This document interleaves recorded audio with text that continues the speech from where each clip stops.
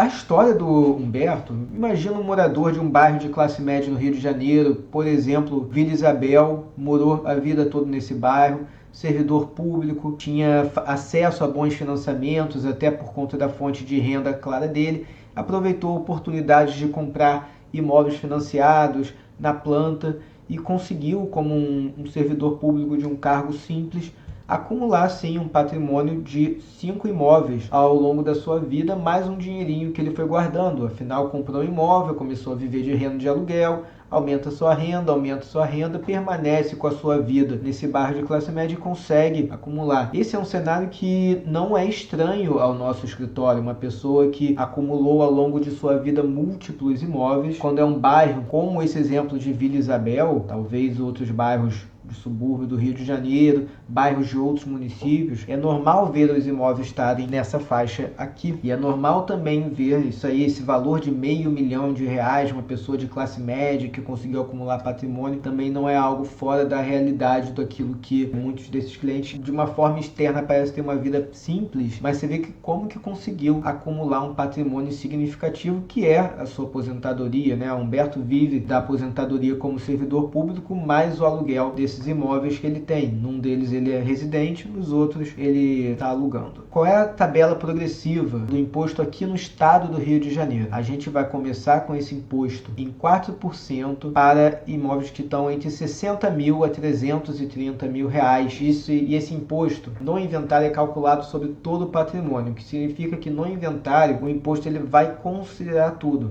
E é por conta disso que o senhor Humberto, que tem 5 imóveis, cada um 300 mil reais, mais a poupança de 500 mil, ele vai subindo nas faixas.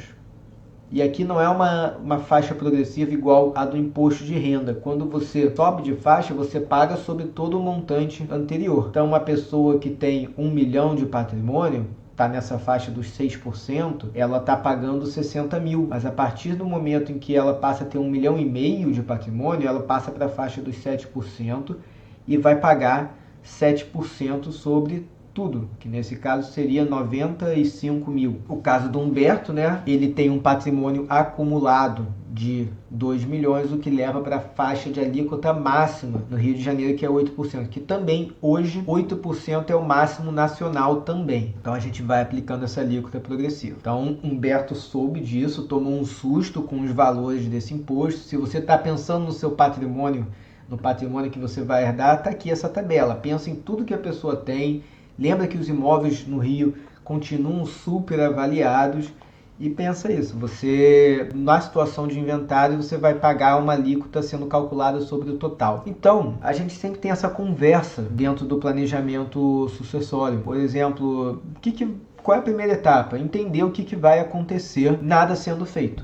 O que vai acontecer se a gente deixar Humberto falece amanhã e vai em inventário. Um inventário que eu estou supondo aqui em que a família não necessariamente vai pegar um consenso sobre quem vai ficar com cada imóvel. E aí o que cada um dos filhos de Humberto vai receber nesse caso? Cada um vai receber 1/5 de cada imóvel, vai ter que ficar dividindo 5 imóveis com 5 irmãos. E esse valor em dinheiro de 120 mil vai ser aplicada a alíquota de 8% sobre esse patrimônio. E vai ser pago um imposto num total de 160 mil. Os filhos não vão ter acesso a esse patrimônio, a esses imóveis, até pagar esse imposto de 160 mil. Algumas considerações eu estou apresentando aqui. Sim, a tabela de Pernambuco, Marcelo, vai ser diferente, porque cada estado tem a sua tabela. Muitos estados não têm tabela ainda.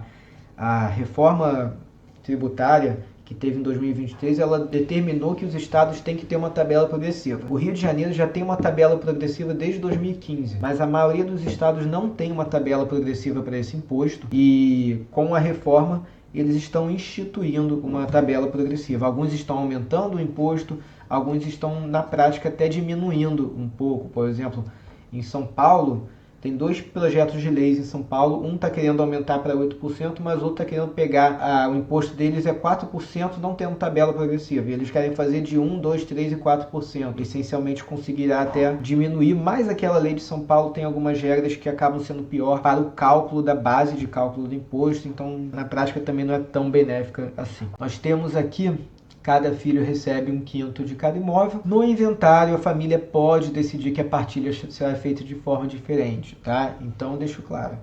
No inventário padrão, sem nada mexer, vai ser 1/5 de cada imóvel, mas eles podem decidir que vai ficar um imóvel com cada um, tá? E recebe também esses valores de 120 mil. Se também desejarem, pode decidir que um filho não vai receber imóvel nenhum, mas vai receber o dinheiro. Dá para a família decidir fazer a partilha, mas também dá para Humberto definir como que vai ser essa partilha, tá? Então esse é o cenário do inventário. Inventário padrão, a gente está falando em cada filho receber 1/5 mais 121, e para poder ter acesso a esses valores, a todo esse patrimônio, eles têm que pagar o imposto antes. Pergunta comum em inventário: se o cara está deixando 500 mil reais em dinheiro e o imposto de 160 mil, pode ser utilizado o valor em dinheiro para pagar o imposto? Pode. Tem alguns trâmites adicionais. Dentro do inventário judicial precisa de uma autorização de juiz.